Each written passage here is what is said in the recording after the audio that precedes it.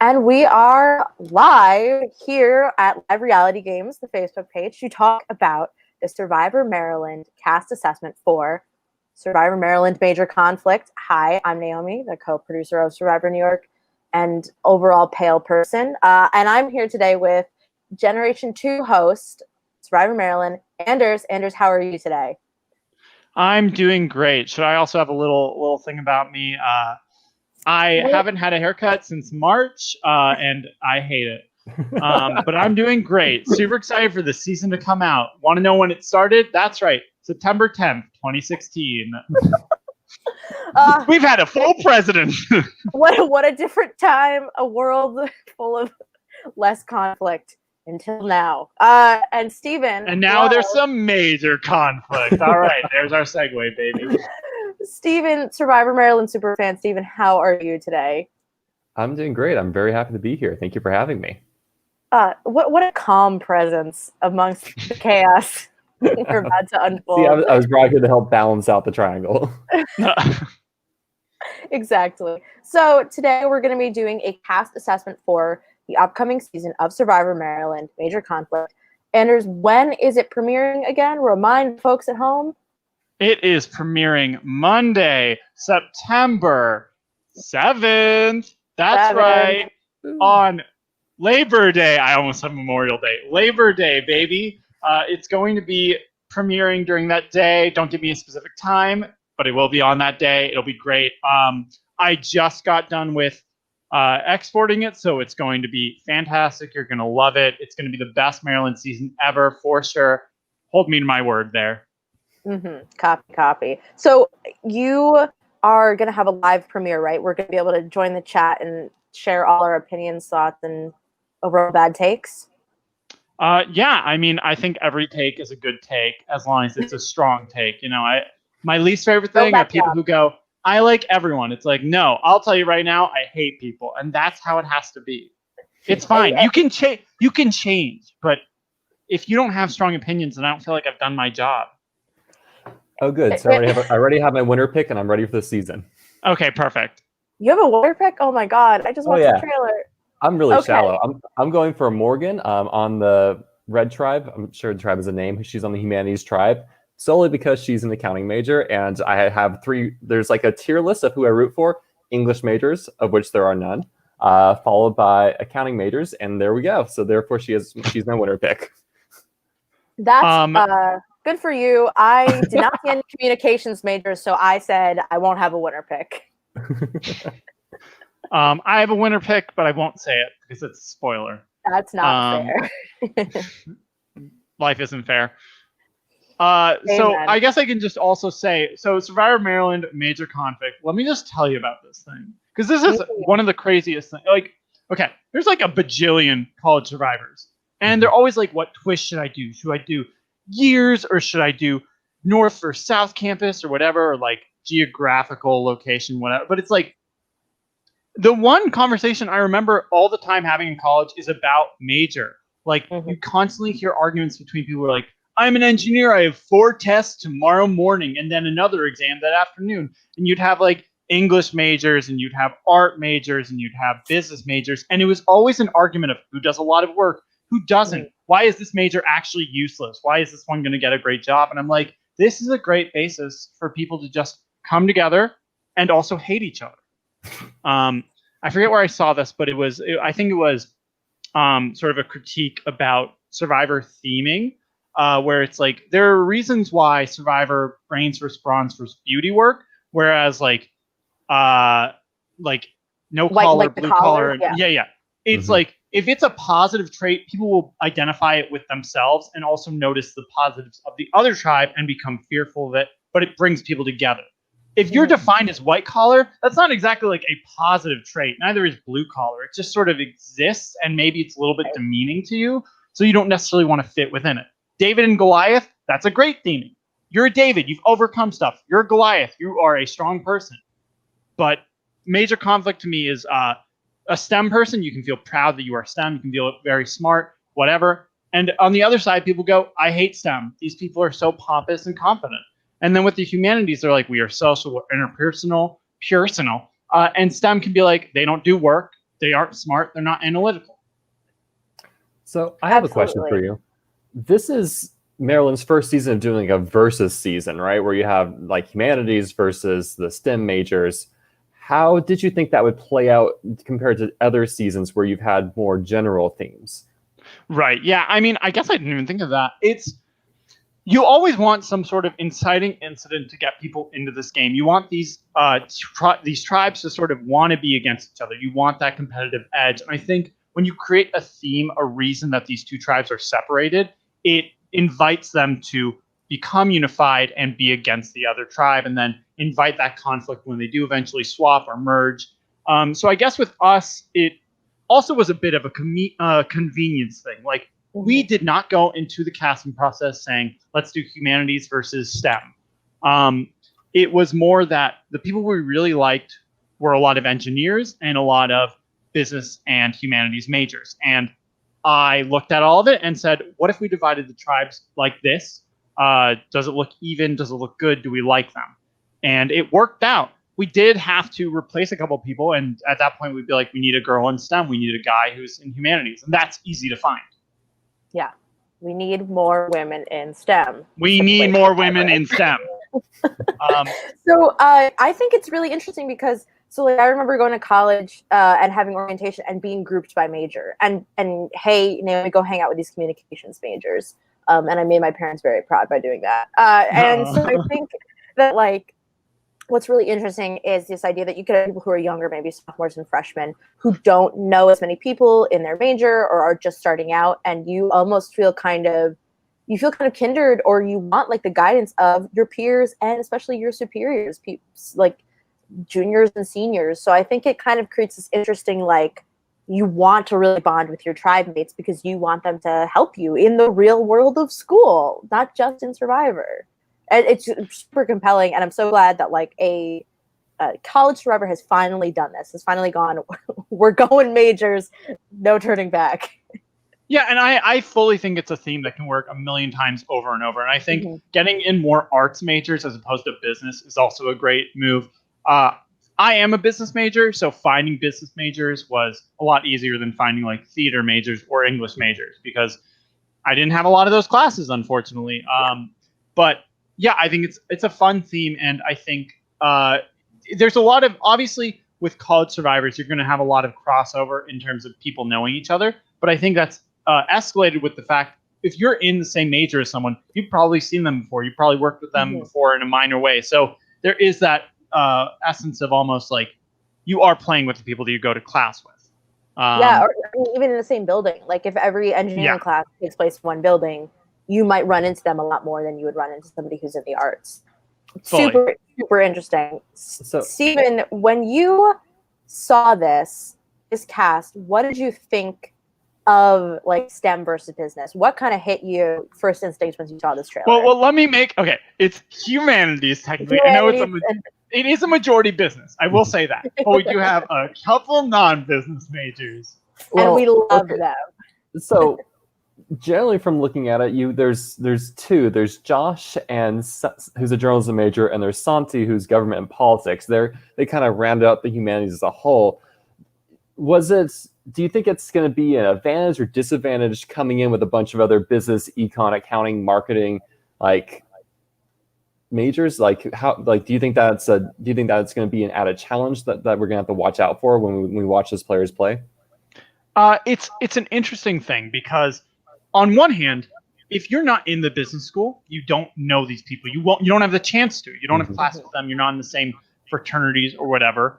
But I don't think it is a complete disadvantage. You're not going to be shut out, because if someone doesn't know you, that means they can't dislike you. And if someone does know you, they may have a chance to, I don't really like them. I maybe had a class project with them and I didn't like the way they work, or I've seen them before and they're kind of annoying. Because I think you'll see some of that. I think you will see both positives of knowing someone and the negatives. And I think it also inspires the people on the outside to, maybe I need to work a little harder because of the fact that I don't have those relationships. And in Survivor, the people who work the hardest are going to reap the most rewards. That kind of follows up one of my other questions, is that you have like 4 seniors in your cast. And so I don't know what the general demographics are between the breakouts of freshmen, sophomores, juniors, but is being a senior even more difficult coming into this game? Considering, let's say you have players who live in the same dormitory with each other, so always have 24 access to each other and where they live, versus a senior maybe lives off campus and is trying to maybe hunt for jobs at the moment. I don't know. Yeah, I think that we have 4 seniors. We have Teresa, Mike, Angie, and Morgan. So obviously being a senior it could be a disadvantage. I mean, sure, if you're on a tribe of mostly sophomores and juniors, you could be feeling a little bit left out because they're all talking about, God, I sure do hate engineering 200. And you're like, I'm in 400 level. Don't even know how that feels. Yeah, Teresa on the yellow tribe is the only senior. She's the only senior, yeah. Everyone is either a sophomore or junior. We didn't have any freshmen. It was the fall of 2016. So finding an incoming freshman, very difficult to do because they don't exist on campus yet. So we have had people apply who don't go to the school yet. And you're like, how did you find us? All right. That's incredible. Next level, like brain, like I'm going to apply to Maryland so I can go to Maryland so I can play Maryland. Oh, yeah. Big brain move right there. But something crossed my mind for grad schools. Like, if I do go to the University of Maryland, they do have a Survivor game there. We accept grad students. I've definitely also had that thought, and then also thought about how much I don't want to do grad school work. But also don't choose where you're going to college based on the Survivor program there. I mean, live your life, obviously, but don't do it. Treat it more of an added benefit if you do end up there. Right. It's not worth the debt. It's a fun game, but I don't think it's worth the grad school debt. I'm just going to fingers crossed and wait and hope that someone here at Texas A&M Survivor Maryland major debt. Here. This is all grad students. So we've sort of broken down both the cast and their majors in sort of our notes, but we also have a lot of prior relationships. So let's get started talking about each person. Anders, you'll give us your take, and then we'll also maybe talk about some relationships that already exist pre this game. So we're starting out with the Red Tribe, which is Business plus Humanities. And do they have a name? They do. It's Chickasha. This won't really be in the episode because it's not that important. But naming tribes is so hard. And after last season where it was Bay Squad and Ferocity, God, I will never live that down. It was so bad. Yeah, please laugh. It's so bad. I was like, it could be worse. Bay Squad and Ferocity are the most nightmarish names I've ever heard. Ferocity is just a word. And Bay Squad is like, if you wanted to be a young person and you're like, if you're, let's say you're a marketing executive, you're like, what do young people say? They like bays and they like squad. So Bay Squad. It's in the deck. It's in the deck. God. Yeah. It's very much like, how do you do, fellow kids? But what a mistake. A little bit. So I fully did not allow them to do anything. So Chickasha, they originally were like, can we be Tribe Mufasa? And I'm like, no, absolutely not. Not after what happened last year. So I think they just ended up with something like Chickasha. And I was like, dope, love it.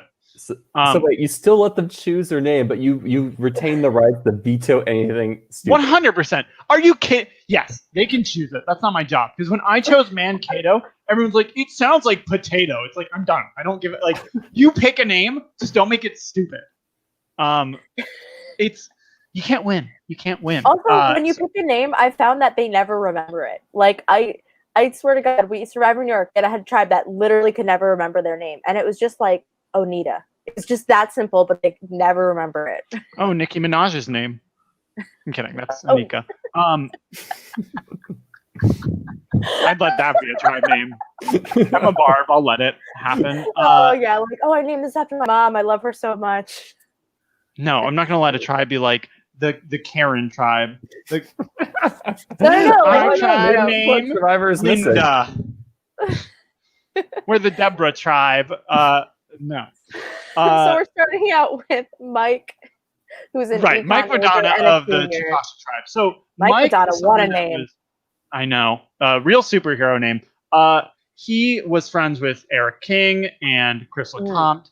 And actually, fun fact: my freshman year, I didn't like my dorm, so I'd hang out in my friend's dorm. He was on the same floor as them, so I knew him then. did not like him. That's the appeal of Mike. He is a Quidditch player. He loves it. He's very good at it.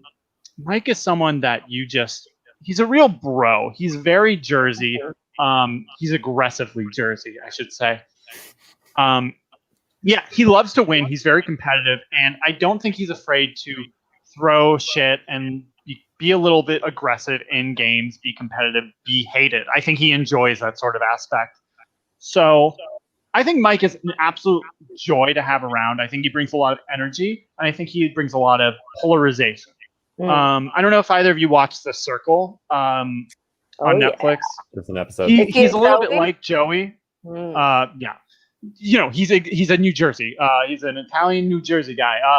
He doesn't have the accent, but very aggressive and very much like you hate him at first, but then you learn to like him. Someone in the first episode is like, yeah, he's not as big of an asshole as I thought he would be. Someone that already knew him. So, like I said, I know it's a compliment. It really is. Mike Madonna is someone that you will hate, but then maybe you'll like. That I look forward to. I mean, I think Survivor Maryland does a great job at finding these very polarizing figures. People like LeCompte and Chris Thomas, who just have this energy where you're like, I think they're an asshole, but I think they're also very nice, and I don't know how to rectify these two feelings. Where you're like, I think he would be nice with my mom, but would not be fun to hang out with at a party. Like both sides of the spectrum. They're very fun to have around until they're not, and then you're like, oh god. So Mike is on Quidditch. So actually, fun fact before I get into that, economics is technically not in the business school, so he's not a business major. Oh, nice. So even though economics would seem like it's in business, you'd be wrong. Anyways, he is in Quidditch, so he does know two other people on this tribe, which is how they know of him in the positive and negative ways. So he knows Abby and Liam, who are both in Quidditch with him.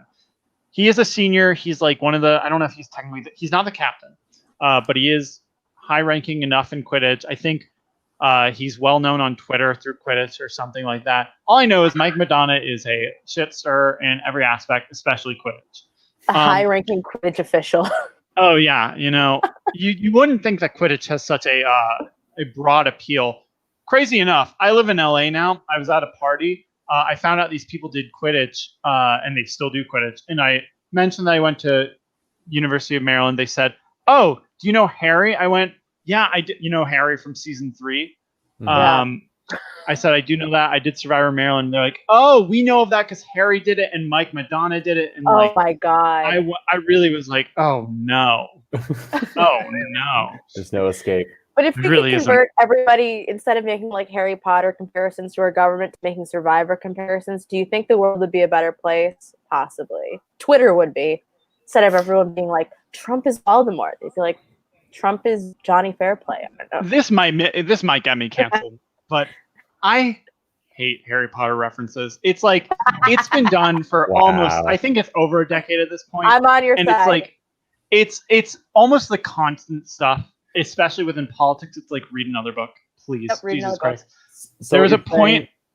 Is if a tribe is named after a Harry Potter character, I would never allow it. I would say no. There was this one time where I was reading. This is a complete tangent. I was reading a tweet about. I think it had to do with like homelessness or something. And someone's like, "Yeah, Harry had to live under the stairs for 11 years." I'm like, he isn't real. Don't bring up this example. Harry didn't do anything. He just is words. Shut up. Shut up.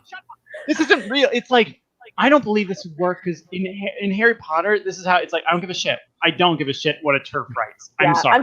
I'm too lazy to get up, but I do have a lighter and my copy of the Harry Potter books nearby. So maybe if we get enough likes on this, I'll burn them.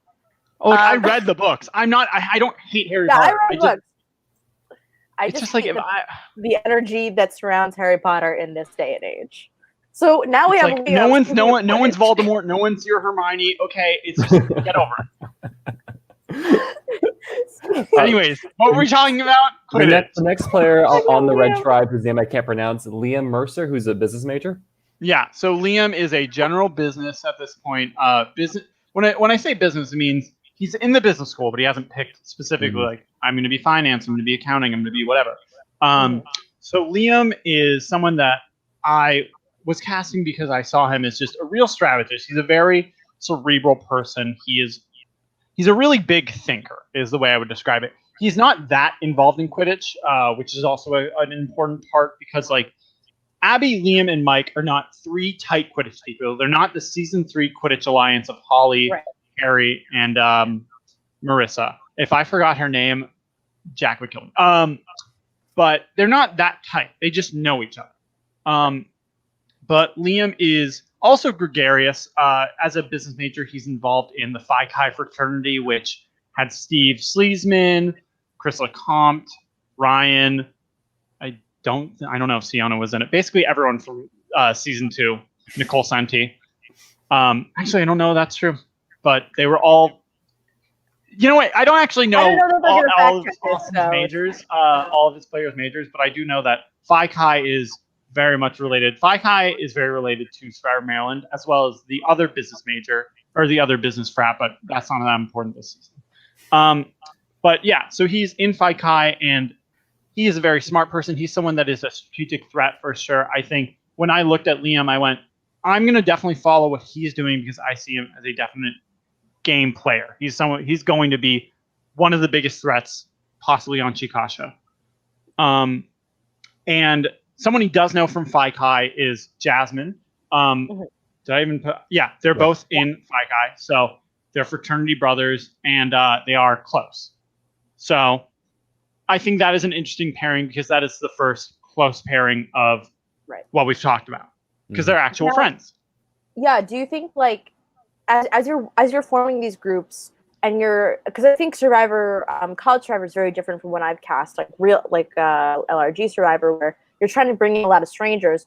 In this game, you're bringing a lot of people who might know each other. Do you think about, like, well, I think this person knows too many people, so I might not cast them, or do you think it just adds the fire and sort of is more of a good option to have more people that you know on your tribe? I think ideally we want complete strangers. I think we do want that sort of I can't trust anyone. But, you know, if you're applying for Survivor and you want to play it at the most fun, you might invite a friend or two. And if they're all interesting people, we might cast you all. I think I'd rather have a lot of interesting characters who have a lot of those relationships than not as many interesting and they don't know each other. It happens. And I think it's just important to do what you can to try and separate it. But especially with the theming of this season, look, if they're frat brothers, like, we can't separate them. They're in the same, like, major frat. So I think it has the positives and negatives. Having someone you really know well in the game means a couple things. You either work really hard with them and make yourself a target because it becomes obvious that you two know each other. You can't exactly hide these things. Like, if you've been friends for a while, you're going to have pictures together. You're going to know the same people. You're going to end up at the same things. We've seen some people go deep on College Survivor, try to erase their histories on Facebook with each other. I think you can't. The truth is you cannot hide those relationships. They will come out one way or the other. And so you either have to play with that person and be super loyal or risk hurting your friendship. Because we've seen it. We've seen it where people who are close have to go against each other and it destroys everything. Or it really is you either work together or you hurt your friendship sometimes. And I think you have the relationships like Steve Sleesman and Chris LeCompte where they won't hurt each other's game, even at the sacrifice of their own game. And then you have relationships where it's like Victoria and Feluke where it just completely disintegrates. Mm-hmm.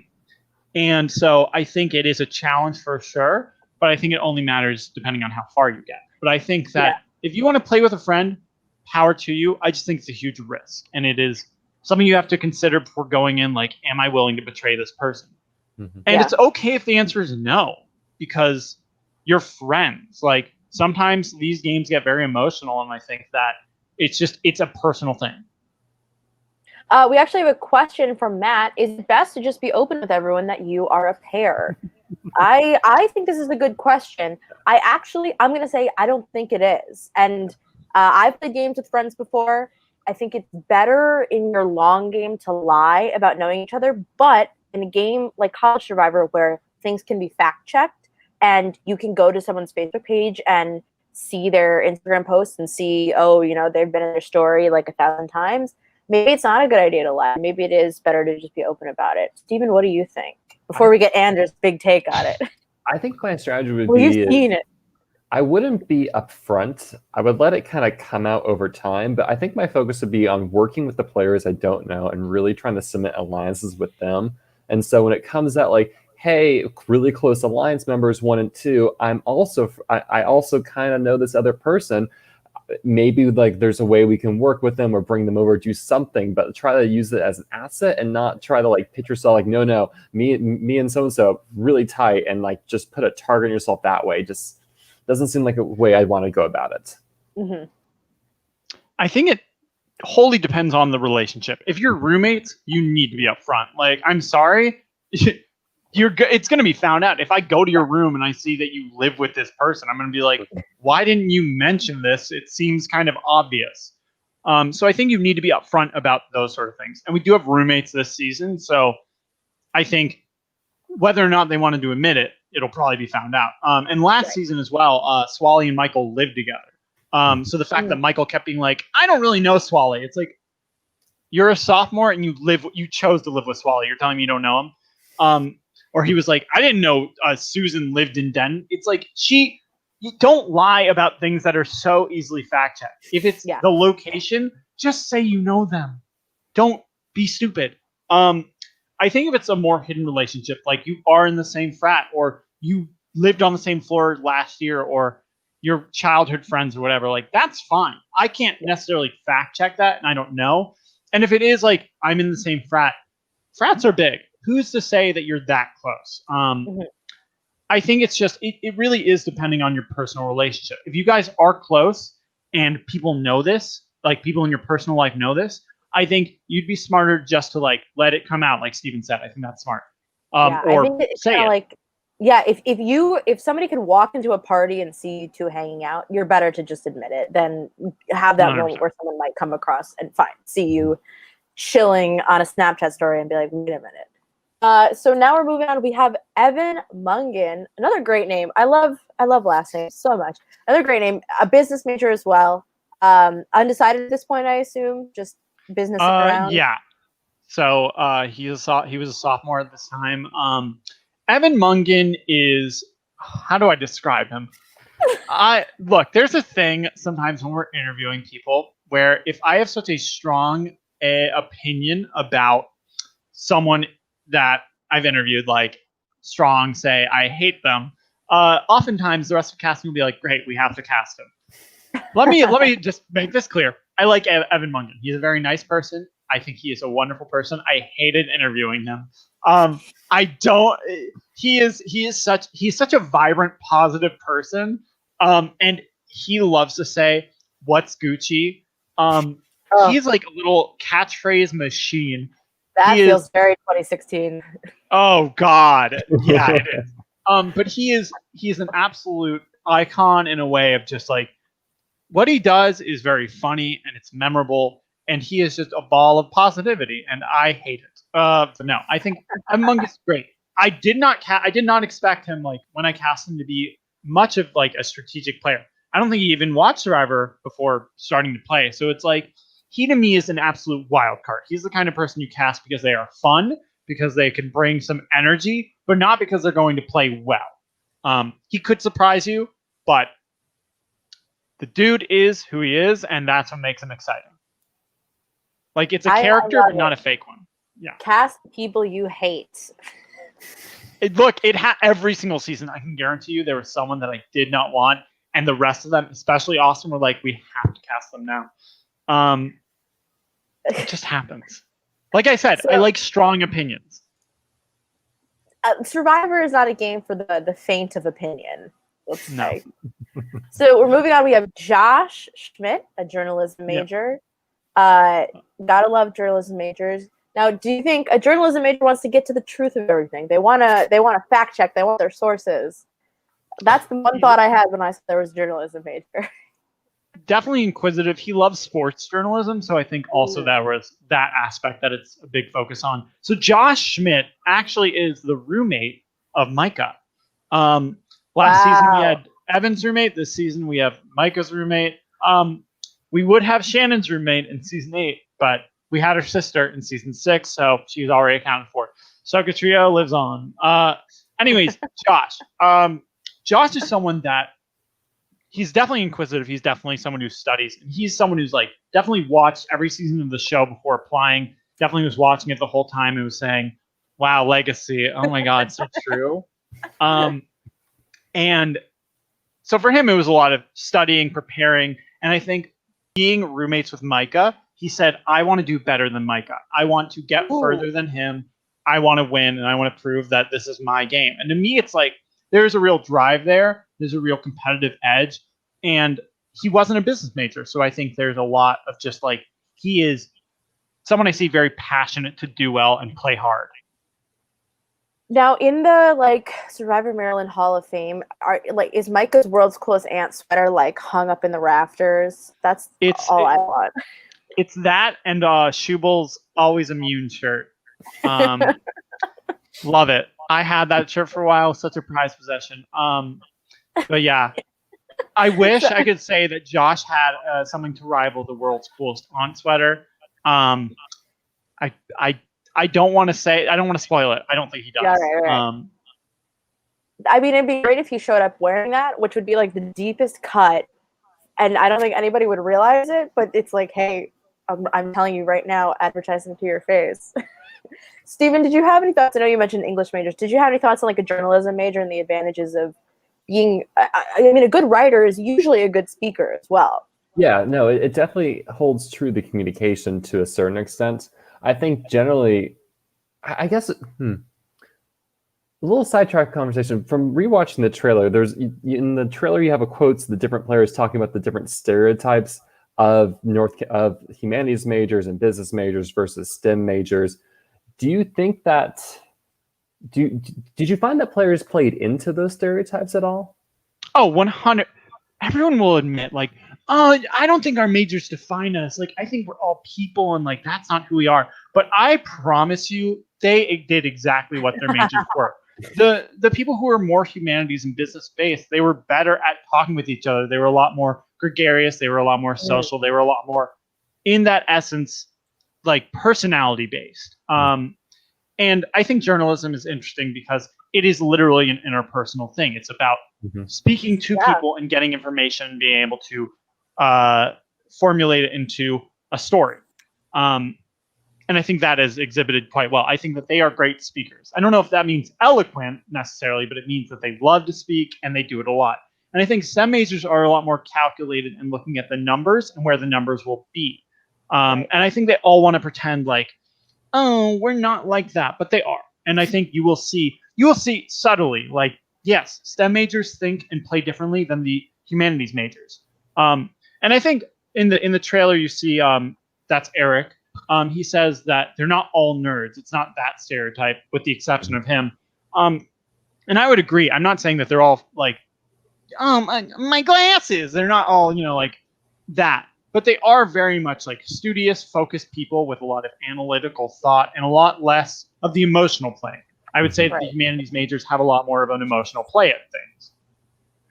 Absolutely. And I think, what's interesting is like business and like things like marketing and journalism to an extent are really about storytelling and crafting narratives and sort of creating emotional, you want emotional resonance, you want emotional conflict. So I think it's going to be really interesting going forward. People talk about just like, oh, the social game is Survivor, but a lot of what a social game is being able to sell a story down the river. And so I think we'll see if that comes into play with the sort of business humanities side. Because I do think business is just as much of storytellers as like a humanities or liberal arts major. 100%. I like to tell myself that as I work in accounting every day, that this is just a story. Just one made up numbers now. Accounting might be the one business major that would be like almost STEM, just because it's like it is just numbers. But to me, it was like only in the business schools, you're around it. So we're moving on. We have Santiago Rios, who is a government and politics major. And what do you think about Santiago? So Santi was someone that came in. he already had his whole story. Like, he is from Bolivia. He's someone that's very passionate about politics and these and international politics. And I think that he's just someone that came off very genuine, very interesting, someone with a lot of depth. And I really vibed with him. Someone will say in, I think, the very first episode, maybe in the second one, that he has very nice eyes, and he does. I will admit, when I was interviewing him and I saw his eyes, I'm like, yeah, we're going to cast you. No, Santi is a great person, and I think that he just shows a lot of really genuine, honest, good qualities.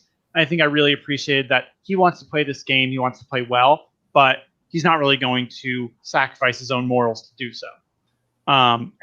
Now, as a government and politics major, I was also like, that is such a good major to have. I think that when we like to think about politics, we like to think of shady, deal-making, like manipulative, but also it's knowing how to make deals. It's knowing how to, it's like Survivor. But it's also being able to speak with others in a way of making compromises, being able to look at situations and sort of analyze what position everyone is at.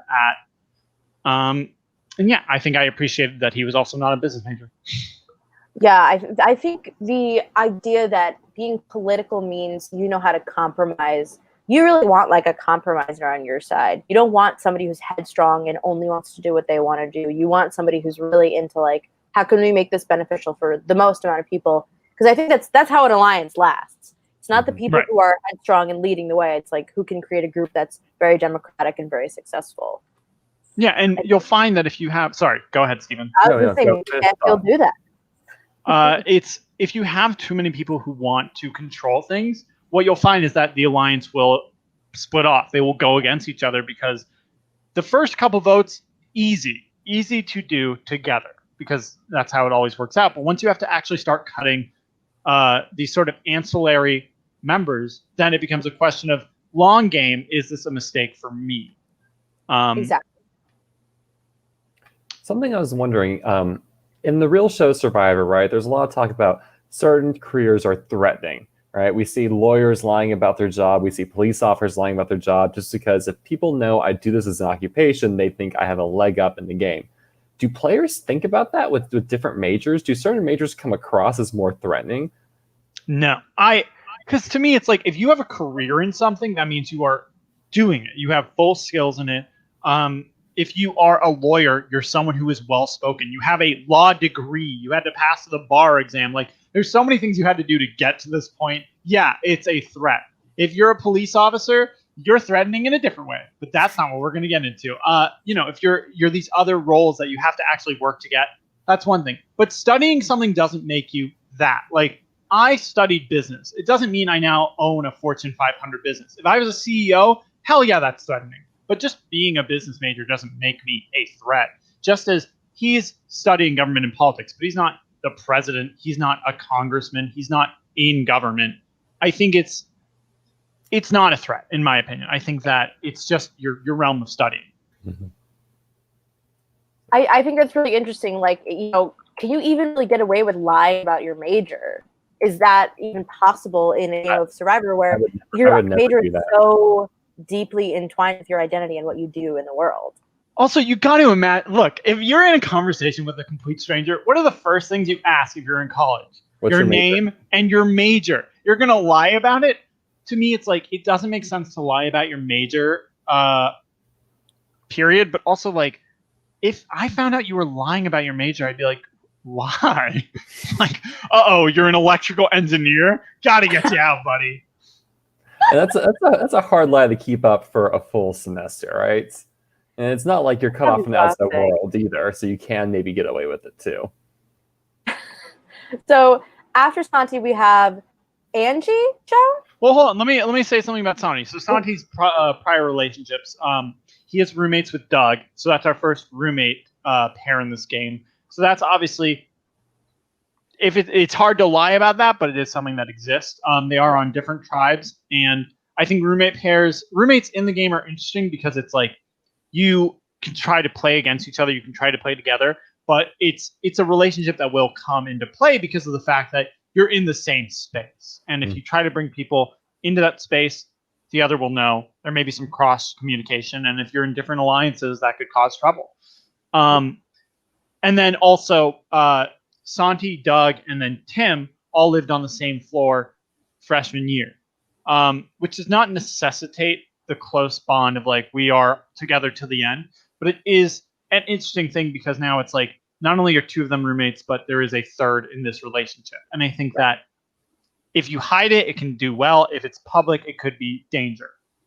If people put a 3 together, like we saw with like even Soka Trio, like once people start seeing you as a 3, whether you are working together or not, because we have All Stars, we have the Soka Trio basically splitting up and not working together, but they're always seen as a sort of group. Mm-hmm. So right. I agree. Like if anyone finds that out, all of a sudden it's like, here's a big target. Anything else before we? No, I think that's all for Santi. Now, is it Angie or is it pronounced? It's Angie. Angie. So Angie was a fun little. She's a fun girl. She is very excitable. And I think to me it's like this very chipper energy. Almost not an ignorance, but also an almost like unawareness about her. But I think what's fun about Angie is that she is just very blunt about things. It's very much what she's thinking in the moment. One of my favorite moments from the first episode is I introduce something and she goes, "Fuck." That's just her confessional. She's a fun girl, and I think that she has a lot of energy. And she's not a strategic powerhouse. I will say that. Like, she is not someone that I saw going into this game as I'm going to control every vote, but I see her as someone who's very much focused on how she is going to get her position well, how it's going to help her, and what she can do to make sure that she is in a good position. Mm-hmm. So she's very she's very self-preservant. I don't think that's a word, but has good self-preservation. Thank you. Yes. Can you tell that I was not an English major? None of us English majors.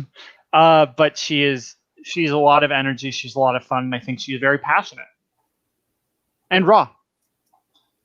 And she, let's see, did she have any? Yeah. She knows Ivy, apparently. So, yeah, I put that relationship in only because it is mentioned. So, yes, she knows Ivy, which is another girl in the humanities tribe, because they're in the business school. They know each other in a passing sense. Like, they know each other, but they don't know each other. Mm-hmm. So, it's not, like I was saying before, they're not like close friends. So I think that it's easier for them not to necessarily work together. It's a good avenue to go and start with, but it doesn't mean, if I betray you, our friendship is ruined. They're going to be like, okay, I guess I'll see you later or not.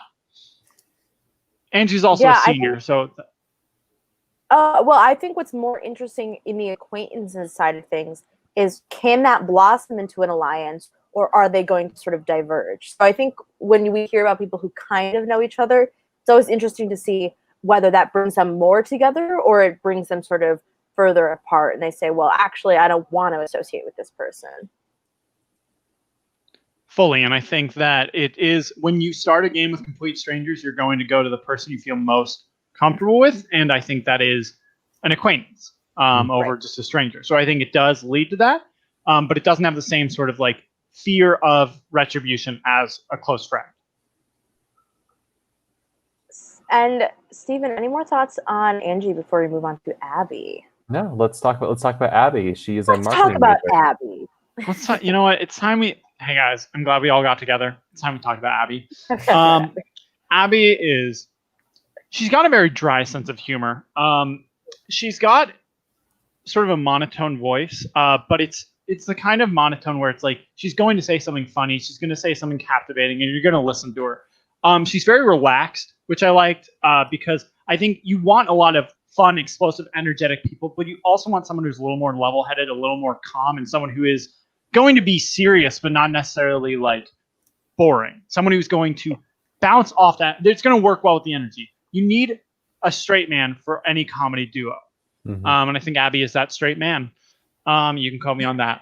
So I really did like Abby. I think that she had a character that was distinct and interesting. And she was also in Quidditch. She's a very physical female. I think she is probably one of the strongest females in this season. And I think it's just interesting because when you think, what I hate is I think this has been brought up on the show. And if not, it's an interesting thing to think about. The idea, the perception that women are inherently weaker than men, or like that if you are trying to play for tribe strength, you're going to get rid of a woman. I think it interests me to have, not that they are an exception, but you have people who exemplify that here is a woman who is strong, very strong, probably more physical than most of the people on the tribe, and someone who can't be targeted because of this reason. So I hate the idea that if you want to keep the tribe strong, you get rid of a woman. So I think that Abby fulfills a sort of role of like an example of it's not a gender thing. It shouldn't be. Yeah. I don't know if that makes sense. Especially in the world of live reality games where we don't very often see strength-based challenges. Right. But I think you still see people kind of roll through that logic of, oh, we need to keep the tribe strong. Who do we perceive as weak? It tends to be, if there are female players, the target tends to fall on them. Right. And not to get into a discussion about gender, but it's definitely just like, it's interesting to see how that perception continues to persist when it's like, yeah, steal the bacon is very physical, but we don't do steal the bacon 8 times in a season. So I think if you suck at steal the bacon, you might be good at another challenge. I'm not good at steal the bacon. Doesn't mean I'm weak. Yeah. I actually think that, college survivors maybe don't have this problem as much as maybe live reality games. And I think it is because everybody knows that in College Survivor, it's not going to be like 10 challenges where you're throwing puzzles over a barrel and like, running 10 miles and hoping for the best. Like, it's a lot more mental and strategic. And I think a big part of what makes a good tribe mate in College Survivors is enthusiasm and dedication. It's like an org, when you can tell someone's not into your org, you run and vote them out. And so I think what's great is having these people who really care and are really passionate.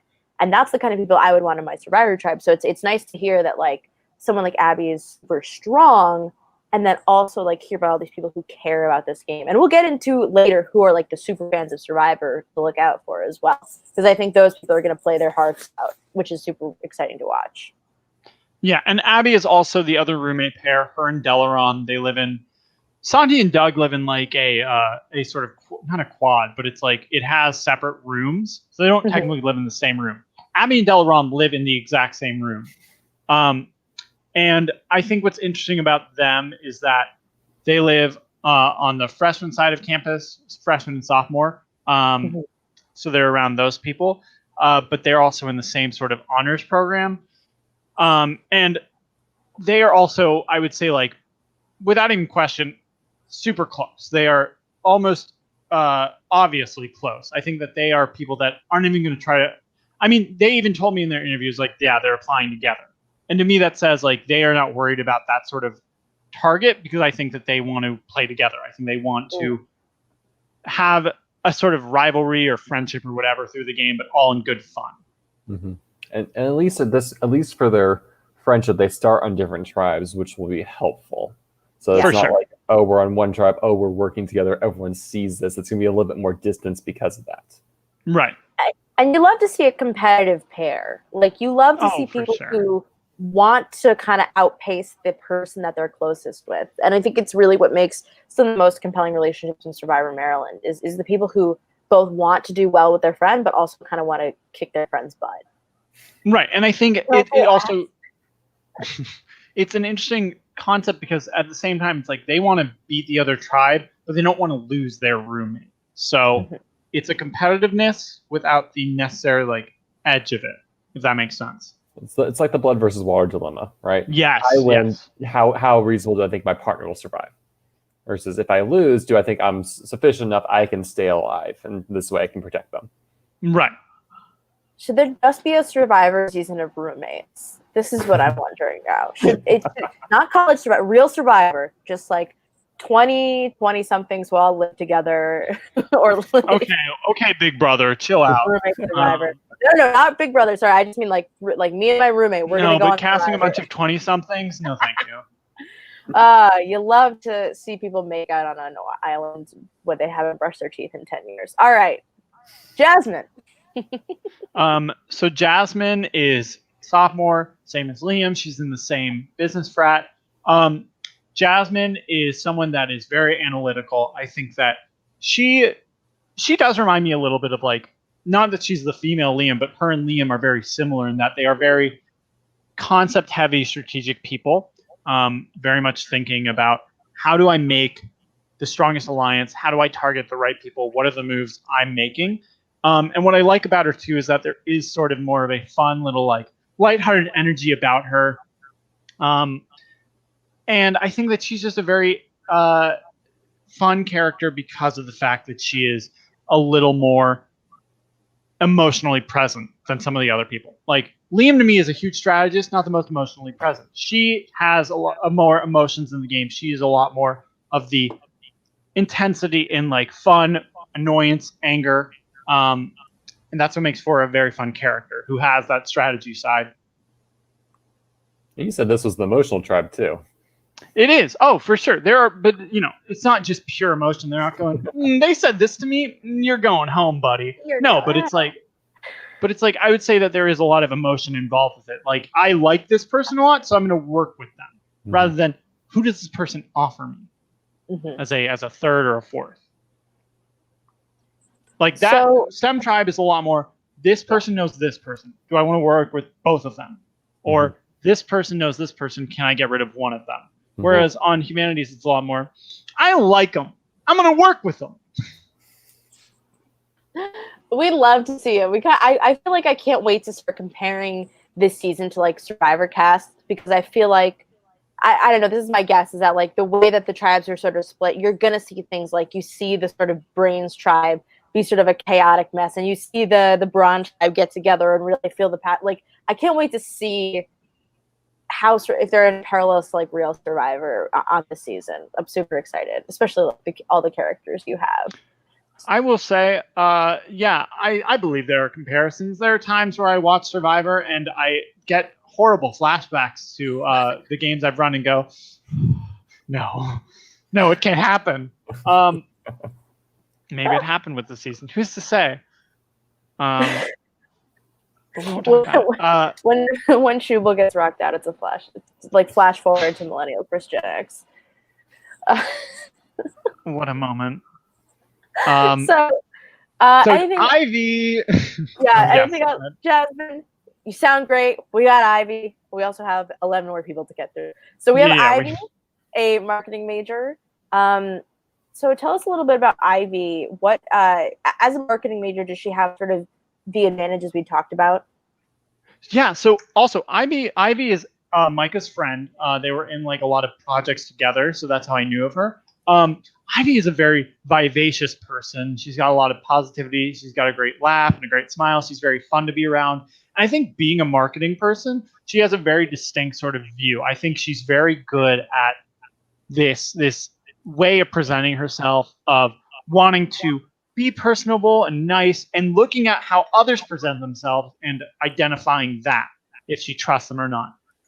She is just an absolute wonder. She was the very first confessional I even did of the season because she did it that night. Like, She has a lot of energy and she really wants to play the game. I think that she is someone who puts her whole heart into something, and like, it's a completely electrifying energy.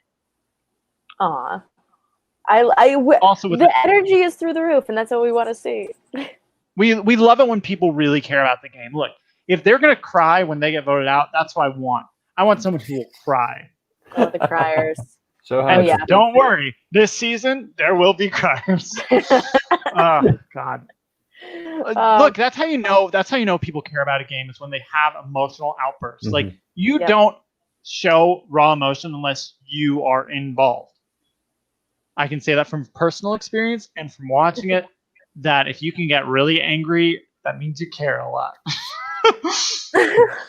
Not to mention, like, it's the people who, like, as soon as they get voted out are like, so all-stars? Like, that, the people who just immediately want to go right back into it. That's the kind of energy you want for an entire cast. So finally, the last member of the Red Tribe, we have Morgan Parrish, who is the lone accountant major. So it's weird. When you think of accountants, no offense, Stephen, you probably, what do you think? What do you think of when you hear they're an accountant? Oh, I think of the scene from The Producers, the movie, where all the accountants are sitting in the room, singing the song So Unhappy, So Unhappy, so very, very, very, very, very unhappy. Yeah. Yes. So Morgan is someone that she came in. She started talking about her cats, how much she loves knitting. She's an old woman, and I think that she's just hilarious. She's a very funny person. She's super sarcastic, and I love the energy that she has. So to me, it's like she's not a biggest game player by far. I would never look at Morgan through her interview and be like, this girl, she's going to be the strategic powerhouse. Doesn't mean she's going to be unaware, but she's going to be fun. She's going to be a fun narrator. She's going to be observant. And I think that she's also someone that doesn't really like to be bullshitted. She will call things out when she needs to. She'll be completely honest. And I think it's this sort of lackadaisical energy about her where if you're in tribal and you're just saying some bullshit, she'll probably be like, that's just not true. You're wrong. Ooh. Like, I'm not worried about saying this. I'm going to say what's true and honest. This is a ringing endorsement for my winner's pick, so I'm very happy to hear this. Oh yeah, Morgan's a queen. We love her. Yeah, I mean I think conflict at tribal, especially in like live games, everyone usually is so close to their chest. And in real Survivor, you have like hours and hours to go over it. But you always want people who are like, all right, no bullshit, here's what's on my mind right now. And you want those people to come out and just say what they're feeling. So that's really exciting. I look forward to when Morgan goes to tribal council, I guess. I cannot even begin to express my disdain for like, yeah, we're all in this together. Like, we're all one big happy Wildcats. Breaks our heart to vote someone out. It's like I have had confessional with every single one of you. I know your true feelings. I know for a fact you do not feel this way. It is what it is. But I love having people who love to stir shit. It's just so much more fun when a tribal starts out with you doing unnecessary drama. It is. But yeah, Morgan's great. Being a senior also means that she's like so uncaring about like saying she has something. A job, most likely. No, yeah, I think they get it probably towards the end of the semester because Nice. it's still the first half of senior year. But yes, probably once she gets a job, it's like, who cares? What are you gonna do? Fire me? But yeah, I love the humanities tribe. Being a business major, I of course was unbiasedly rooting for them. Didn't mean I didn't influence anything. I would never. But of course, when I cast everything, I went, I hope business wins. It would be validated. For us humanities majors here hosting this and discussing, it'd be very validating for our life choices if the humanities major. Look, they get the higher paying jobs, but we get the win. No, I'm kidding. Speak for yourself. Accounting is nice. You guys have to work in a lab and follow procedure. I know, right? You guys have to save the world and look up vaccines and cures. I work in an office. In a cubicle. Who's winning now? I do data entry. All right, moving on to people who make more money than us and are smarter than us overall. It's the yellow tribe. It's the STEM tribe. Well, hold on. There's different types of smart, and they're not smarter emotionally. Let me just say. So Dane, not smarter emotionally. King Dane, King Dane, the civil engineer. Civil engineering. Oh God, Dane is one of the examples of STEM that I love. Is that like he is so in his head about everything. Like he is an absolute strategist. He's always thinking about the numbers. He's always thinking about the moves. He is almost ruthlessly emotionless. Like he doesn't care about how people feel. It's like just like, no, I don't care. That doesn't make sense. No, I disagree. And he's very like cold sometimes in interaction. And it's like, yes, this is what I love. This sort of just like completely mental person who just like doesn't give a shit about the emotional part. Like someone could be crying in front of Dane and he'd be like, they're there. Anyways, I am not going to work with you. Dane, I have to say, in the photo, because Survivor Maryland is so ahead of the game that their fandom page is already updated.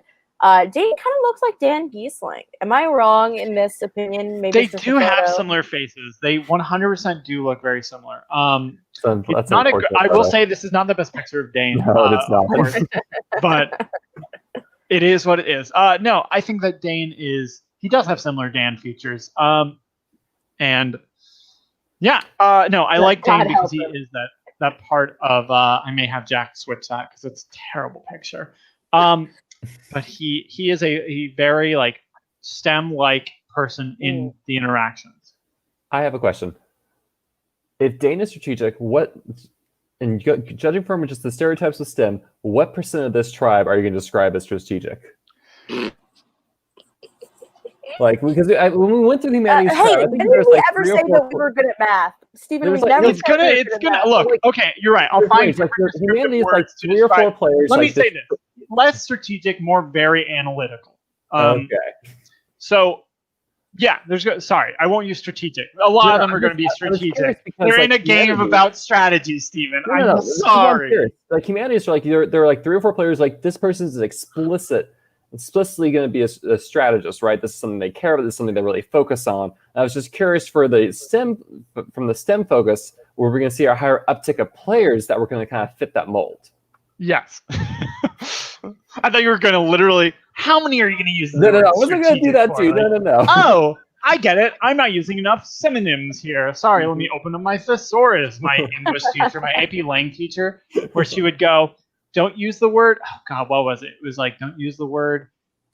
It was some generic verb that she said, don't ever use this. Find a different word. And I was just like, get over yourself. This is 11th grade. If I will write anything, be glad. F off. Yeah. We all, who can relate? My No, I'm sorry. Go ahead. I didn't mean... Hey, Naomi. I was just going to talk about. Can we stop talking about you? Yeah, go ahead. I think I got a 5 on the AP Lang exam. I don't remember. All right. Moving on. Sorry. I only not better than us. Fun fact about that AP Lang teacher, she did a talent competition with me. Wow. And it was great. Yep, she was my date for that talent competition. I did lose to my ex, but that's the story. Talent? I sang. Don't ask me to do it. I will refuse. But what song did you sing? This is great. This is all very helpful to the cast assessment. Mm-hmm. It wants to lead me down another path to talk about this. It was "What Do I Need with Love" from Thoroughly Modern Millie, which I did in middle school. And I will also make this note: it was an all-white cast. Don't look any further into Thoroughly Modern Millie. But there are 2 characters who are from China and speak Chinese. Did we go to high school together? Say about it. And no, there's nobody recordings. Thank God. Did we go to high school together? Wow. No, it was in middle school. Oh, okay. Well, we did it in high school, so it was even worse. All right. That's the worst thing I've ever heard. Moving on, we have Doug. Full yellow face in high school. So, anyways, I didn't even talk about this tribe name. So this is the STEM tribe, and some people in the tribe were like, we can't make it a STEM reference. Like, we have to be bigger than them. And some people were like, no, we have to make it a STEM reference. So Sokotoa obviously would be the easiest thing to pick, but you're a few seasons too late. So they went with Pascala after Pascal's triangle. Sure, I'll roll with it. Sure, you're right. I'll remember it more than the other tribe's name. I'll say that much. That's fair. That's definitely fair. If their name isn't like Parabola or something, like that would be good too. I would not be against Parabola. You like Parabola more than Pascala? No, I like Pascala better, but Parabola is acceptable. A Parabola Pagan, I would do it. Also, Dane and Eric are friends. They were friends before this. They played video games together. So they're friends. Ooh, video games. I hope we find out which ones. Mm-hmm. I think you will. I think you'll find out. It will matter to this. It's the key to everything. This is the plot line. It's gonna be like Smash Brothers, like every it is. You're right. They're really big into League. No, it's Smash. League of Legends is a lot like Survivor. Just kidding. I don't know anything. All right, so we have Doug. Okay. Doug is someone that when I interviewed him, he talked a lot about best buddies and how he's involved in a lot of different things. And I got a real kind of vibe from him, someone that I see to be real nurturing and sort of the more emotional player on his tribe. Someone that I see is he's going to be very personable. He's got a great smile and laugh. He just makes you feel heard. And I thought he would be very lovely. And then the very first day of the game, I actually got a confessional with him and I realized, he's very cutthroat. He is a very kind person to your face, and then very, God, let me think of some other words instead of cerebral or strategic. He's someone who is calculated with a lot of things he does, and I think that he is He's terrifying. No, I love Doug. I think that when I cast him, I definitely thought he would be just a kind person, and then I saw he is kind with a knife. So he will smile to your face and stab you in the back. Yeah, it sounds very like Suri, like somebody who cares about you very openly and out front, but then they're immediately going to be like, so I will vote your ass out, and I can't wait to do it. Fully. And he is roommates. He's a part of the group of Santi and Tim. And I think it also presents an interesting dynamic of how he could handle it versus Santi or versus Tim. Because obviously, in those scenarios, it's not just you that has to make a decision, it's someone else. If someone else lies and another person is honest, the person who lies is absolutely screwed. It's a prisoner's dilemma. Like in season 6, Swale, Swale was open and honest about him and Michael and him and Susan. And so when Michael wasn't, it was like, we already know, dude. Who are you protect? Like, he would say to Dylan, like, I didn't know Susan lived in the building. Dylan's like, I know you do know.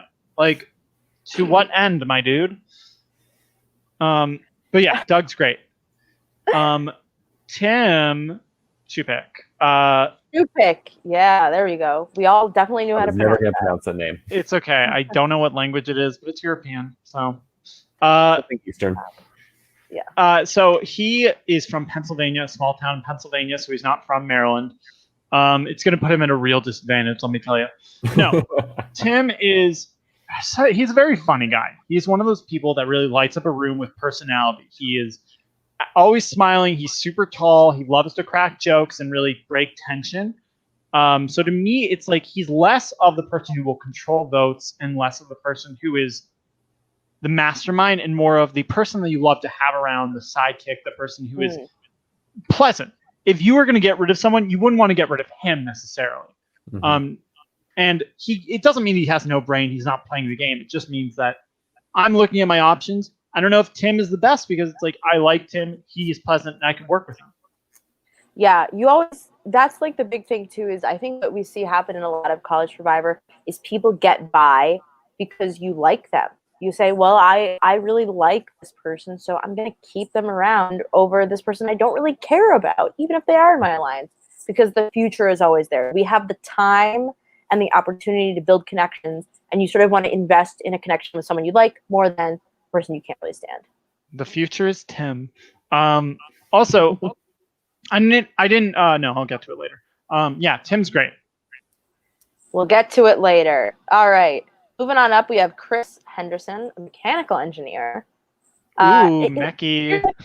Here's the question. Is there any like inter-engineering like rivalry? Like, is rivalry within STEM against, humanities business also within like engineering itself? Is there definitely a tier list of difficulty of engineering. I know that much. 100%. Right. I wish I knew. I'm not in that world. So for me, it's like it never came up. No one was ever like, we've got to make a chemi alliance versus the mechies. It's like, right. I don't think they ever did that. Sorry, spoilers. Guess there's no engineering versus engineering. That'll be the next season. But it presents an interesting thing because, if you're in the same major, specifically mechanical engineering or chemical engineering, you're going to have the same classes, the same teachers, whatever. So you're going to have those connections. Like Tim and Delaram worked in a class together on a project. So I don't think it's that big of a connection, but it is like, I have worked with you before. Maybe we can work together in this game, and maybe this time you'll actually do your work. This time, instead of just giving you a 0 in participation, I will vote you out. Yeah, I was like, if I was in a tribe with someone that did not help me on a group project, like I would just say, like, yeah, that's first boot material right there for me. If only it were that easy. God, if I could vote out the people I did projects with in college, I would have. Oh man, if I could vote out the people that I worked with in my last accounting firm, that would have been a possibility too. Yeah, the one negative of watching College Survivors is just flashing back to college and just being like, especially because everybody in College Survivors is the age. Like, I went to school in 2016, I was there, like, and so everything feels exactly the same as it used to be, and so you're like, I can't go back. Oh, you think you're flashing back? Let me tell you, the election happens during this season. And just getting so to that point in the season, like having to edit it, I went, oh, fuck. Wait, are you going to time release of that episode to when this next election comes? No, I can't. I don't know if it happens at the same. It might happen at the same time. But what a nightmare! Well, this might shock you. It was a tribal that night. People weren't exactly happy to be there on a number of reasons. Or sorry, it was the day after actually the election happened. So depression was just so clear. Oh man. And there's a political joke made in this season, and I was like, shut up. It's so bad. It's a Hillary and Bernie joke, and it's like, ugh. Talk about dating myself.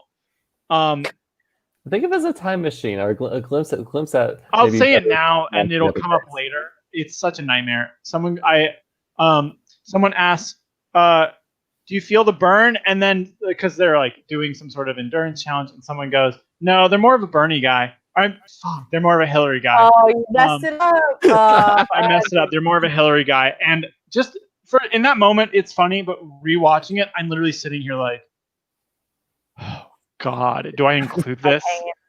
Is this a joke that people can enjoy, or do they go too soon? Oh, God. We're going to relive this whole damn thing. It's fine. You won't really have to. It's like when they find out about it on Big Brother. They're all just like, what? I don't understand. What a time. I think you should include it just to shame the people who said it. Just to let them relive that they said that, and it's now been memorialized. At the time, it was a thing, and now it just isn't. Anyways, Chris. So let's get back to Chris.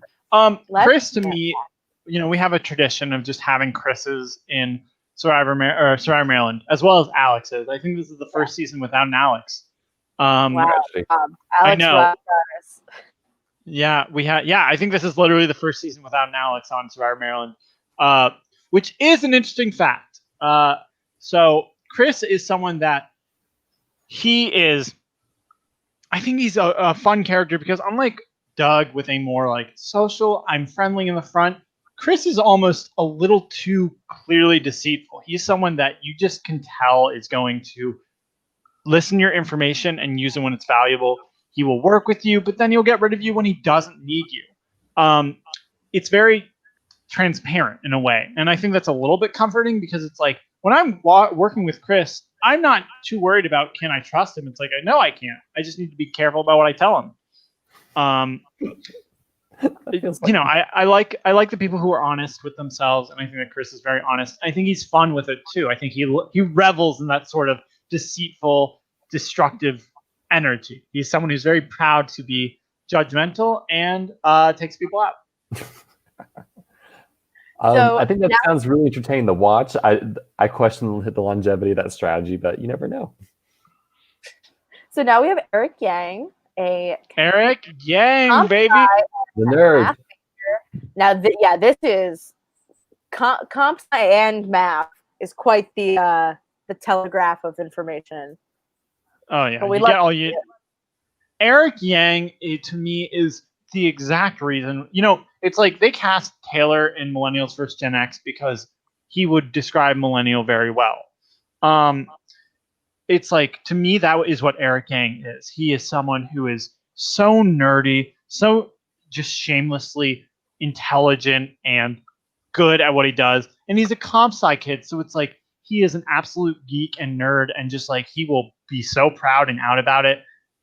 He has like an awkwardness to him, but a very enjoyable awkwardness. And I think he kind of loves just bringing it in. It's like he loves to just be there and say something strange and have people be confused. And I would say that like he is very good at perceiving what's going on and making plans, but he's also a complete goofball. I mean, if you're looking for someone to represent STEM, it is him. And God, I love him so much. There's a lot of Eric in the trailer. Not to like call him out or anything, but I'm excited from the content we got from him to see more of him.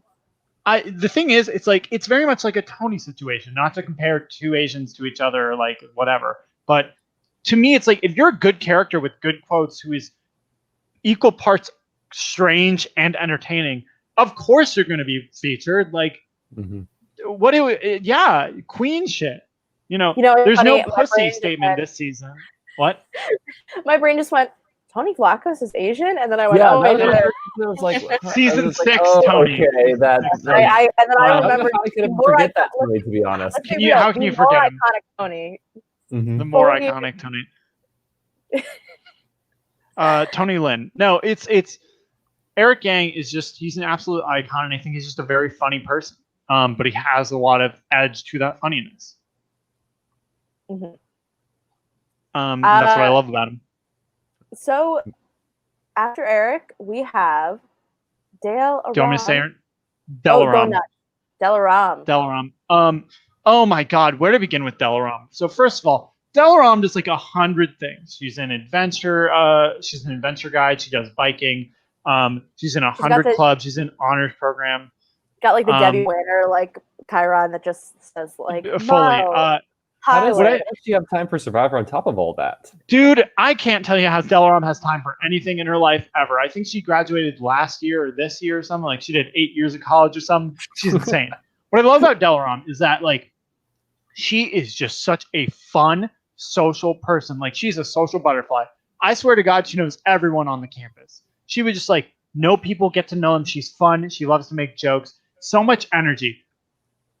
Like when I talk about game, though, I don't think she ever watched the show. I don't think she knew anything going in. I think she wanted to play with Abby, and I think she wanted to have fun. But she is just like, God, what a breath of fresh air. It's just like, when you think about STEM, she is the exact opposite. Where Eric is like the epitome, she's the opposite.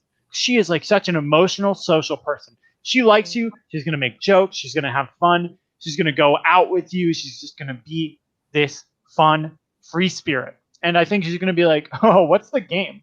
And I think I just love the fact that she is just someone that is not like in the game, but she is in the game and fun and energetic. And unlike other people who might not put in time, she puts in time. She's there. She's a part of it. But yeah, I think it's a personality thing with her. You get to know her and you love her. Do you think the fact that you described her as kind of like the anti-STEM in a way, like she's so the opposite of what you normally expect of a STEM major, do you think that's going to have her stand out from the tribe in maybe a detrimental way? I think going in, it's for sure a reason to not like her if everyone is very much, we're STEM, we have to be a certain way. But like Eric says in the trailer, they're not closet nerds. Like she's in a way a new STEM, just a more like social version. So I think, if people were really hung up on we want to represent STEM the best, maybe they could get rid of her. But I think it's the social interactions she'll do that would be like preserving her. But I think that, it could definitely rub people the wrong way for sure, because it is such an outwardly social person. But I don't think necessarily, because I think people also want to separate themselves from that label if they deem it negative. Mm-hmm. And I think she's the person to do it. So she's roommates with Abby from the Red Tribe, and then also kind of we see this Dalaram and Dane frat brothers connection. Yes, they are in an engineering frat called Theta Tau, which Micah and Evan were also a part of. So they're frat brothers, so they do know each other quite well going into the season, and it's a question of, are they the kind of knowing each other well where they're going to play together or where they're not going to play together? I think frats are an interesting dichotomy between them and like roommates, because Delaram is roommates with Abby. I don't think she's going to try and do anything to hurt that relationship because they live together. But her and Dane don't live together. They're part of another club. So it's like they're a lot more free reign when it comes to how they're going to interact, how their choices, if they're going to work together. So I think there's a lot more options for it, but there's nothing definite, Right. And so after Delaram, we have Sadie Lynch, civil engineering. If you asked me to tell you what civil engineering is, I could not do it. All right. Yeah, I was about to say it's building bridges. We love a bridge. I think it's like building of cities. And I'm saying that because I'm stupid and I said civil, that's cities. So build cities. Anyways. Let's learn a little bit more about Sadie. Let's let's learn a little bit about a little Sadie. bit more about Sadie. Sadie was one of the last people I cast. She was an alternate. But what a person. She's an RA, so already you got that. I know how to talk to people and how to introduce myself. She is, I think, at this point, like a 5 intramural champ when she joins the season. Oh my god! When I talk about that, Sadie is an athlete. She is an athlete. Like, she kicks ass. I look forward to the opening challenge to steal a bacon with her. Oh, she's hyped for it. She absolutely loves it. But where I feel that Abby is the sort of bastion of strength on Chikasha, Sadie is that for Pascal. And I think there's a real competitive drive with Sadie. She's an intramural champion of like 5-6 times. And I think she'll win a couple more like in the rest of her college career. But just that competitive edge is what makes her such a ferocious player to be against, because she wants to win at all costs. And where some people are a little bit more social, I think like with her, it's being an RA makes her a better listener, a better person to sort of compromise with and to calm down with. And I think it also gives a little bit of the fun of like when you're an RA, you deal with a lot of really insane personalities and a lot of hard situations, especially like roommate. Wait, are you an RA, Steven? I was you an RA. Naomi, were you? No, I hated college. No, I mean, as an RA, you get the weirdest things to deal with. You were like, I feel like the people that you work on staff with can be on the strange side. You get. I mean, I was the strange staff, but yes, you get to see the worst of the students, and like you are that safety net for students to deal with. And like, you know, for the most part, it's like, oh, it's alcohol, oh, it's noise, okay, it's marijuana. But I mean, I had a really awful situation I dealt with, and like I was like, I'm here for the sole purpose of this situation. I'm grateful for it, but my gosh, like some of the things that RAs deal with is awful. Meanwhile, I was the college student who was getting yelled at constantly for having extension cords. But I'm going to try my hair. You can't take that away from me. If I set fire to the storm, so be it. What a nightmare. As long as it's not 3 a.m., I'm fine with that. I started hiding them during room checks. But yeah, Sadie, being an RA and being an intramural champion, I think makes her a very competitive person, very strong candidate. I mean, I don't know what the tools you're given as an RA, but I can only imagine that like the knowledge of just interpersonal relationships and how to help people effectively communicate their feelings, especially on a tribe where I bet that's going to be a little difficult, is so sort of priceless, sort of valuable skills. I think it's really important in the get-go, because a lot with the RA, the training is, I'm going to say icebreakers, but meeting new people and getting to know new people and getting them fast, because you have, let's say, 100 residents or so that you need to get acquainted to as soon as possible. So like a new tribe dynamic is something that she's going to do very well in, I imagine. Yeah, and I second that wholly. Also, I forgot to mention this in our notes, but she and Teresa did club soccer together for a moment. I didn't include it in the episode because it's not like that important of a story, but like Sadie joined and then quit like a month in. It's the typical freshman thing. You find a club, you join it, and then you realize, I hate this. And Teresa was very involved with it, so she knew Sadie because of it. So they know each other from that, and they understand each other as very competitive. I think competitiveness is the real sort of like driver of everything. And so to hear that they played like a competitive sport like soccer together, even if it doesn't come to fruition as a storyline, I think it certainly informs them as characters. And so it's cool to hear that sort of.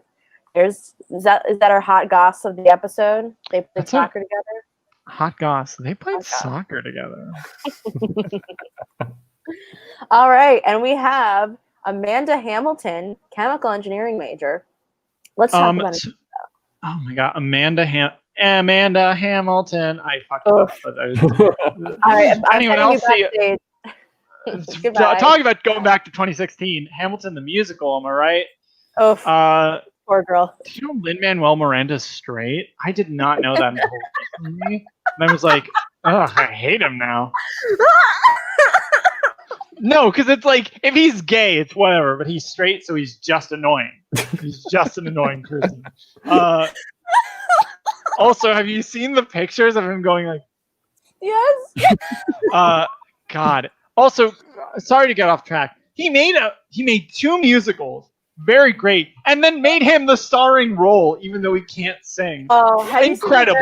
You seen The art. Have you seen Mary Poppins? His performance No. is just like, it's brutal. You're like, The he's new not one? British. Yeah, like he's not British. I'm glad I And avoided it.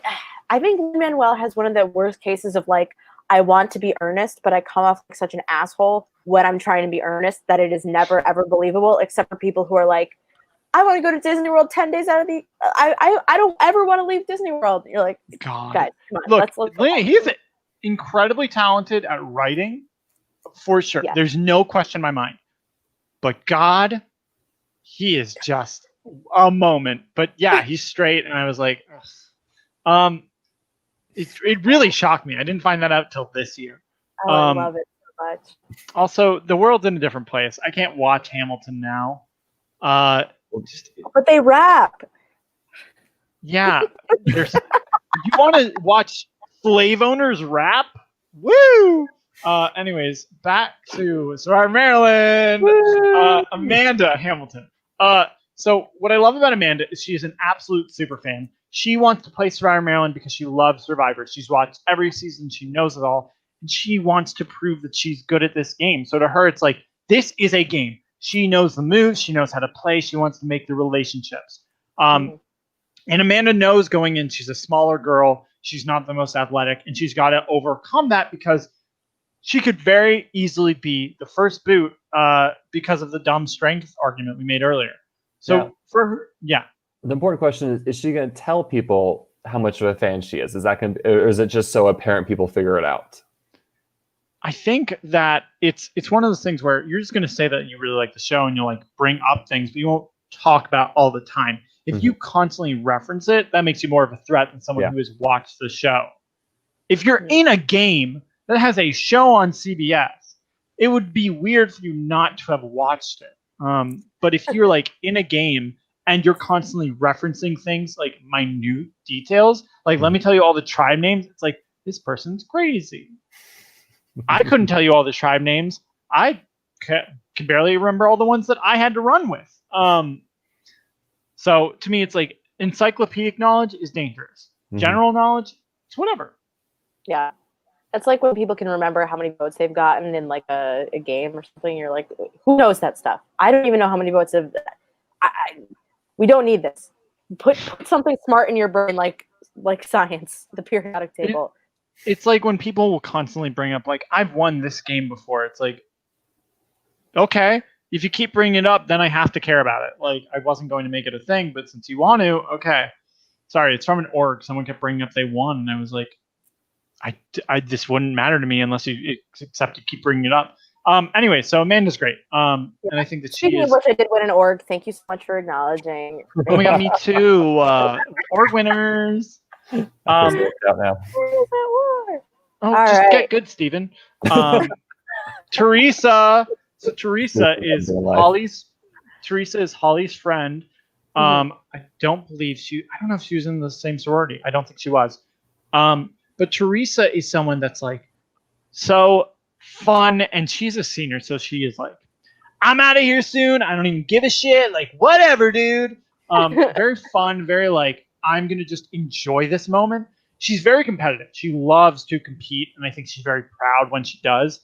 And to me, it's a sort of cocky energy that we don't get to see. Lots of people like to say they hate cocky people, and I wish I just had more cocky people to cast, and she is one of them. Very type A, and I love that because although I would hate to work with a type A cocky person because I am one, having one in the game is just so much fun because people hate it. People hate it. So to me, it's like Teresa could absolutely be a leader on her tribe as a senior and as this non-engineering major who's just like fun, going to play hard. Or she could be an easy target because she's not an engineer, because she is type A. And I think it's all how she presents herself. Absolutely. I am not a type A personality. I'm not. I'm very lazy. You can see by how messy my room is behind me. But I think when I interact with like, especially type A women, it's if they don't know that they're type A, it can be very grating. So when you have somebody who like knows themselves or understands that they're a very large and in charge personality, which we do see a lot of Survivor, people know when they're leaders, they know when they're a go-getter. It's very interesting to see how people respond to that. People will oftentimes, I think, in Survivor say, "Go ahead, be the leader. We don't need it. Like, go nuts. You're the senior. You take the reins, please. I don't want to be the leader." So I'm really interested to see if like Teresa kind of comes into a leadership position on her tribe, or if she's able to sort of lay back and chill out. Fully. And then finally, Natalia. Last but definitely not least. Definitely not least. Moody, great names all around. Yeah, it's like you put it through a name generator and you just get good names. Natalia is such a kind and bubbly girl. She is just like, she's very funny. She's a very witty person. She loves to crack jokes and make faces and just, it's real good B-roll person. Just like, you can always check and see how is she reacting. And I think what makes her such a fun character is she is just so pleasant and just like a good person to get a quick line from, to get energy from.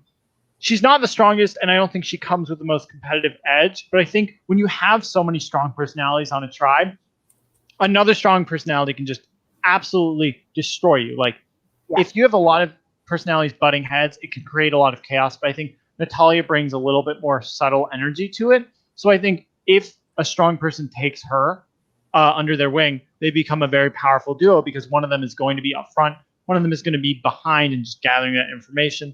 And I think it all depends on how much passion she can show and how many relationships she can form in the beginning. Because it's how you start is just surviving the first couple rounds. And then from there, it's like making the moves. Mm-hmm. But I think you were right, Naomi, when you called out people in this game want people who want to be there. So if you can prove you want to be there, you can prove that you're an enjoyable and useful person to be around, you'll stick around for a while. Right. I think also like sometimes you're a little lazy in Survivor and you want to have an alliance where you don't need to be doing all the work all the time. Some people are control freaks like that, but you want to have an alliance where you don't need to sort of drag them along like you're a mama bear and you're protecting your cubs. Like you want to have everybody sort of participating and contributing, much like a group project. You don't want to be the only one getting everybody the 100. And so I think it's really interesting to see whether excitement and enthusiasm for the game really comes through. And if it's a determining factor, we'll see. Maybe this season I look like a psychic medium or I look like a dumbass. We'll see. We will see. We will see. And I was just going to ask, Anders, who are the biggest Survivor fans this season? Like, who are the it's fans? Anders. Sorry, Anders. We'll call that out. Who are the biggest Survivor fans? So, number one, Amanda. Huge fan of the game. Josh, huge fan of the game. Liam, also very big fan of the game. Jasmine as well. I would say that Doug and Santi definitely started out. No, I think Doug was a fan. I think Santi was more of a lukewarm fan, but I think there are a lot of people who play the game and then start really caring about it. So yeah, Amanda, Liam, who else did I say? Josh. Josh for sure. Jasmine, Doug, and Santi. Going into the first episode, what are a couple players that we should really keep an eye out for? So I think with the first episode, obviously it's hard. There's 20 people, and I think that everyone's going to start the game very differently. But I think the players to absolutely watch out for in the first episode, you got to look at the roommate pairs and just see how do they handle their tribes. Are they going to be much more present with it and honest about it? Are they going to be more subtle? Is it just going to come out? What is their game plan? I think that Teresa is definitely interesting because of her type A personality and just seeing like how does that mesh with the tribe. I think that you want to look at what Mike Madonna is also doing because he is the kind of person who will try to make shit happen, and he is going to be a real, I think, lightning rod for a lot of people. So there's a lot of really interesting characters, and I think things will develop as things go on because obviously in the first episode, you can only have so much content. Like I would love to show what every single person does, but I think only certain people are going to get the highlights because it's like, well, it's about them in this moment. But yeah, I think that a lot of these players are very interesting. They have very great dynamics together. And as much as they'll deny it, you will see, in my opinion, the subtle sort of traits that a STEM versus humanity game will have. I agree, and I also think like there's just so much going on that we can't focus on everybody. Are we gonna have secret scenes, by the way? That was my thought while that was all going on. My feeling on secret scenes is it's just a lot of extra work as well, because it's like I'm editing more of it to not be in the episode. As there are many things that I wish I could show, and my feeling about secret scenes, it's like if it's something that's worthwhile showing, I will show it.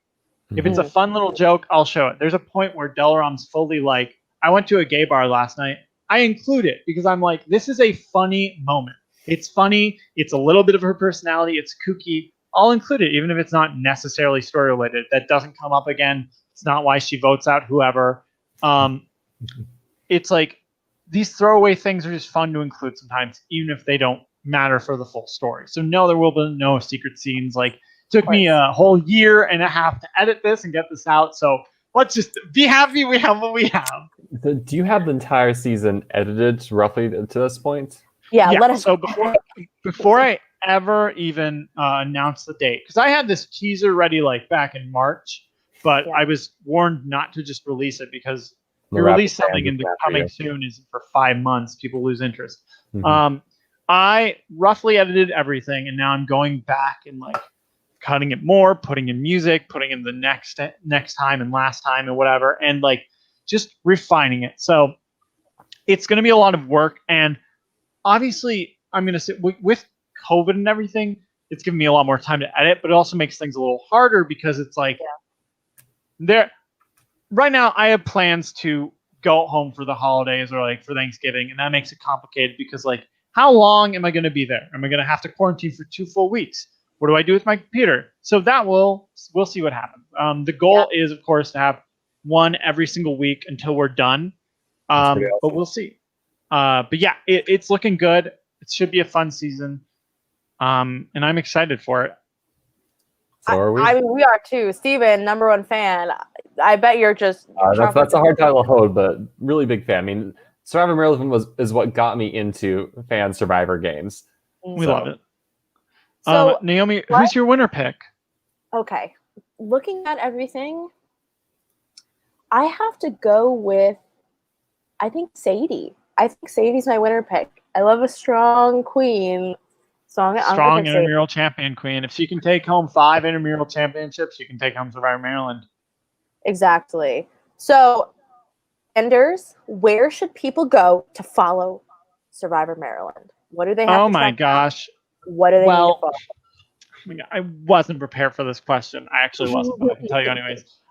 So if you want the up-to-the-date latest news, you can follow us on Twitter at UMD Survivor, where we will tell you all the hot goss about this season, as well as any extra stuff you need to know. Maybe we'll just tweet out some fun gifts. Maybe we won't. Who's to say? If you want to follow us on Facebook, we're Survivor Maryland. We're queens of that stuff. We'll post stuff on there as well. But obviously, like, Facebook is for old people. I'm kidding. But we are on Facebook. We're on Instagram too. I believe at UMD Survivor as well. If you want to see some cute pics, see stuff from the future seasons. That's right. In 2082, when season 11 comes out, you can see pictures from then. I'm joking. Don't worry about it. And then, of course. Look, it will come out. I need people to stop making those jokes. They're too real. But we do have 2 channels on YouTube. We have the Gen 1 Survivor Maryland one, which has all the episodes from seasons 2, 3, 4, and 5. 3 of them are good seasons. You get to be the choice. Which one's that? I'm kidding. They're all great. And then Survivor Maryland Generation 2 is where you'll find Season 6 and Season 7 coming soon. And the other seasons, when they get edited, don't ask me. I'm working on it. Stop attacking me. Nothing gets me more nervous than when someone goes, so how many more seasons do you have after this? It's like 3. Get over it. It's a journey. I think you should just consider a race. You versus George R. R. Martin. Who finishes first? Well, that's not fair. He's going to die. I think he'll win. I'm going to win. If he dies, he doesn't finish, and you win. Yeah. Look, I want to say this. Survivor Maryland will have a much more satisfying end than Game of Thrones Song of Ice and Fire. Sounds good. I like that promise. Man, I can't wait for 10 years from now where all political commentary is, who's Khaleesi? Who's Jon Snow? It's like, God. Don't worry. When our society crumbles, we'll just go back to like fiefdoms. It'll be fine. Oh God! Finally, I want to stand my like I can't say words. Authoritarian. Yeah. I don't know what she's going for. Authoritarian ruler. Ah, there we go. Well, they'd be a monarchist, not an authoritarian. I'm just imagining just like Breaker of Chains coming to America and just like. Well, she was a monarchist. Let me explain to you the difference between these government systems. All right, guys, we live in authoritarianism. The whole point of this country is to break away from the monarchy to begin with, right? Look, this season, Sadie is our Hermione, and Tim is our Ron, and of course, we gotta say that Santi is our Harry Potter, and who can be Voldemort? I'm blank. Eric Yang is our Voldemort. Sorry, give me one more second. Angie is our Dolores Umbridge. We're really. Oh man, that's the comparison you always want. Hold on.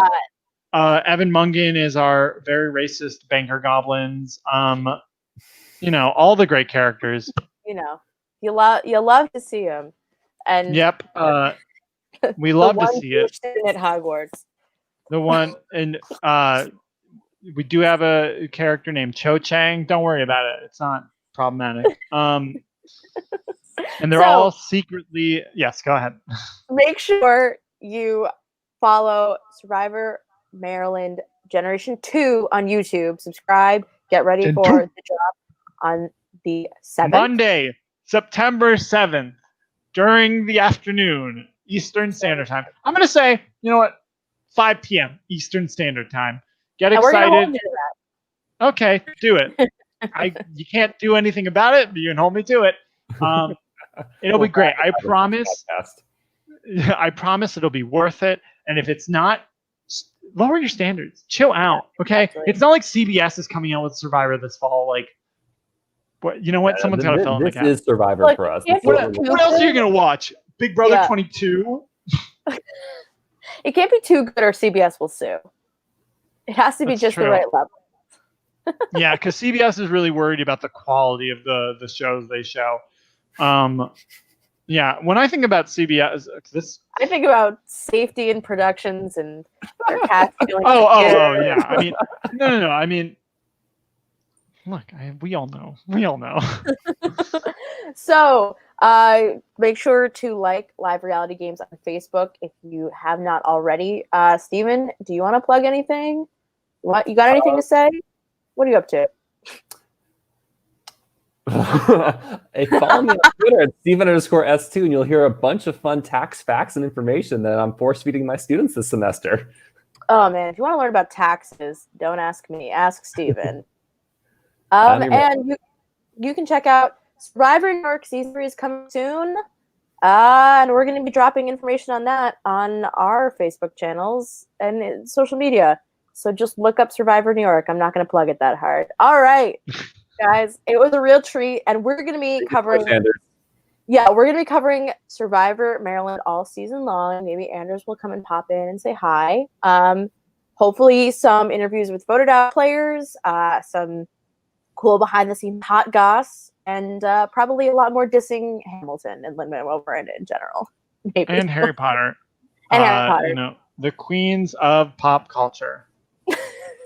That's what we should have called this episode. Look, I'm not a hater, but if you still define yourself as a Hufflepuff in the year 2020, all I'm going to say is grow up. There's a reason that millennials are made fun of on TikTok, and it's because they still are like, I'm a Hufflepuff. No, Mary, you're 30 and you work in an office.